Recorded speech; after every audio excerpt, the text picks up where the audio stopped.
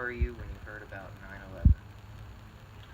I was running a sales route and I was at a hotel in Cleveland, Tennessee, and I was actually in the lobby, and there was just they had TVs on in the lobby, and that that was where I was at whenever I heard about it. And Cleveland, Tennessee. you heard from the TV. Yeah. So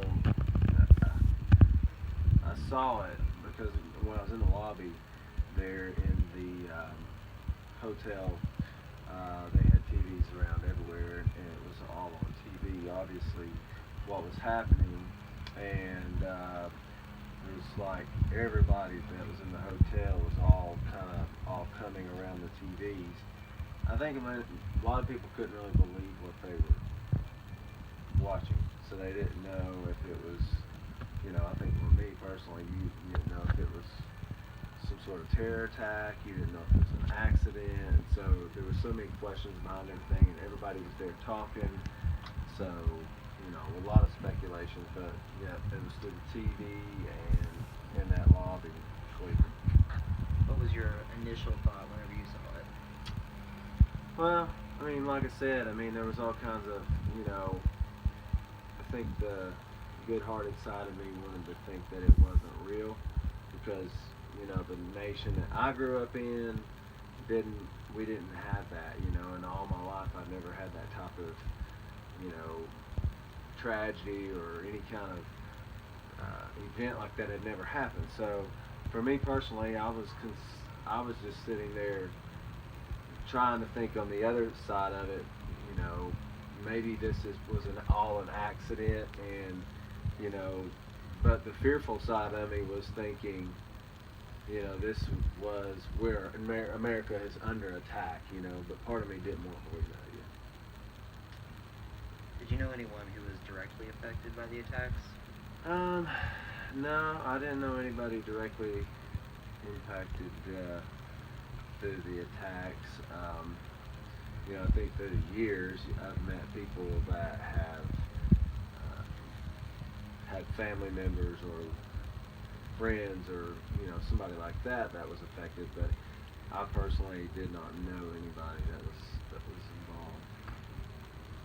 Was there anything in the news before the attack that hinted to there was a threat of a terrorist attack? Well, to me, no, but at the time I was in my early 20s, and the last thing I was, doing was watching political news at that time in my life. So, I didn't follow the news enough to even know. And thinking the naive side of me was thinking that there was no way that, um, this would happen or even could happen. Not to America, because, I always felt like our nation was so strong that nobody could nobody could penetrate us, so. After the attacks, were you scared of something like that happening in or near Chattanooga? Um, I guess during that day, like the day of 9/11, yes, there was, I think everybody, kind of had a sense of fear of, you know, how many planes in the air are hijacked. We didn't know. We were, terrified that, we didn't know there was, just a few planes. We were thinking, how many could there be? Is there 50 planes in the air right now? Is there 100 planes in the air right now that were hijacked? So you didn't know. So yeah, there was all kinds of fears, that were centered around, what could happen that particular day. A lot of people even took off work and left work early that day. And I even remember, I went ahead and left and went back to the apartment at that time and called Jennifer, and I was telling Jennifer, hey, this is happening, we don't know what's going on. So yeah, there was a big fear on that in particular day, but I think after 9/11, there wasn't, I didn't worry so much about it then because I kind of felt like everything was under control.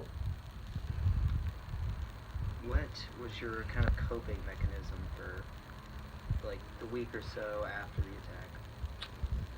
Well, I think during that time, you know, what America seen was an awakening inside of itself that, you know, there was a time to call on God.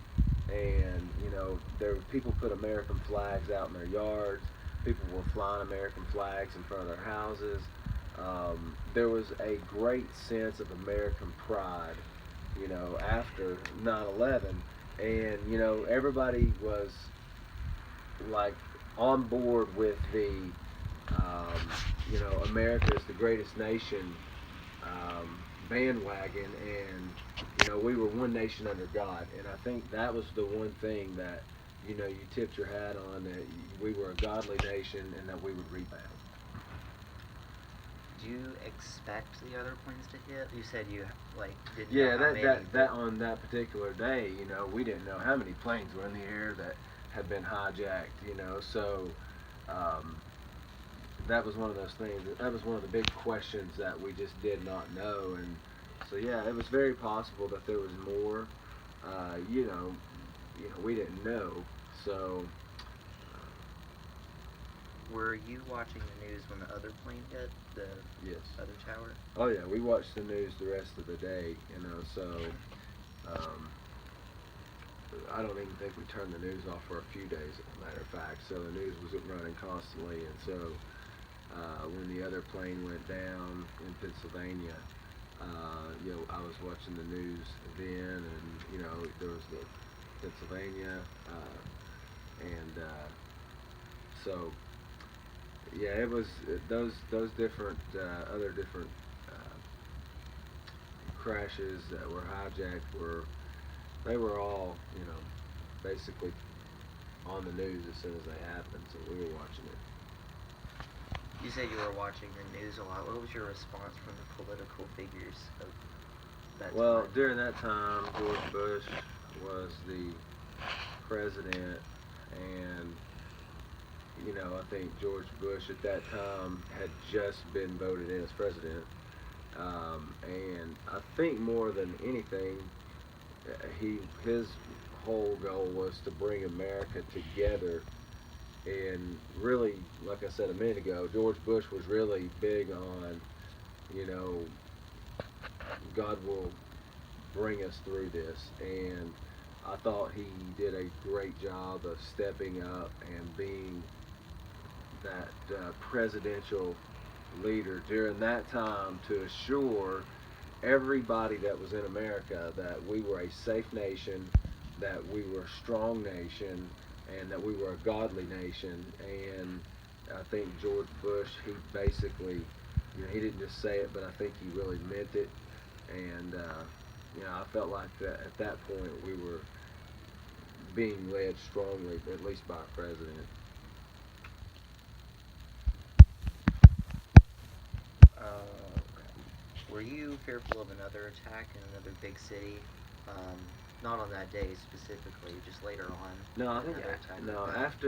after that 9/11 attack, I think you play your card once, and that was their only chance to play their card. You know, so they were obviously cowards. They didn't want to fight America up front. You know, they didn't, so they had to hide and go into planes and try to mask their plan and be sneaky and try to attack or kill a few people that way. And after they did that, I didn't feel that America was going to be breached like that again. You just weren't going to come back in and do that again. Now, yeah, is there a possibility that something else may happen? Another type of terror attack? And absolutely, yes. And there has been, since even in Chattanooga a couple of years ago. I think they even considered that a terror attack, the one that happened here in town.